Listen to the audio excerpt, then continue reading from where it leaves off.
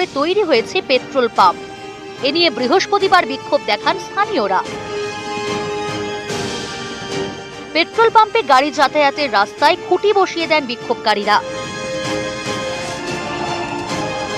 System আমাদের কথা কিন্তু রাখছে না, কোনো সিস্টেম আমাদের সাপোর্ট করছে না। তাহলে যেহেতু সরকারের প্রপার্টি, সেই অনুপাতে আমরা যাতে এটা দখল কেউ না করতে পারে, আমরা যদি খুঁটা গেড়েছি বা খুঁটা গাড়ছি, এটা কিন্তু দখল মুক্ত করার জন্য, কোনো দখল করার জন্য না।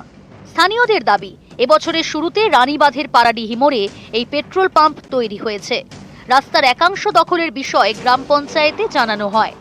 পঞ্চায়েত রাস্তার দখল ছাড়ার নির্দেশ দিলেও তা মানেনি কর্তৃপক্ষ। তাই এবার ময়দানে গ্রামবাসীরা। আরআই সাহেব এসে একবার মেপে গেলেন এবং রাস্তাটাও দেখিয়ে দিয়ে গেলেন।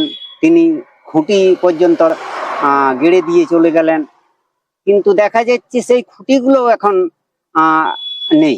রানীবাঁধ জয়েন্ট সাহেব এসেছিলেন, উনি বললেন যে আমি এই দেখে যাচ্ছি, যেভাবে আছে এভাবেই থাকুক, আমি যে করে ভিডিওকে জানাচ্ছি, এরপরে উনি কি ব্যবস্থা দেখবেন, কি করবেন। আমি কোনোভাবেই সরকারি কোনো জমিকে আমি এনগেজ করিনি। সরকারি যে রাস্তা রয়েছে সেই রাস্তার মধ্যেই রয়েছে। তাতে কোনো রকম ইলিগেল কনস্ট্রাকশন কিছু নেই। তার জন্য বিডিওর তরফ থেকে বিএলআরও স্যার এসেছিলেন, উনি তদন্ত করে গেছেন। ওনার তদন্তের পরিপ্রেক্ষিতে ডিএম আমাকে এনওসি দিয়েছে কাজটা করার জন্য। তারপরে আমি পাম্প চালু করেছি। ওদের অভিযোগ একদম হচ্ছে একটুকুও সত্য না। বাঁকুড়া থেকে প্রিয়ব্রত গোস্বামী, নিউজ 18 বাংলা।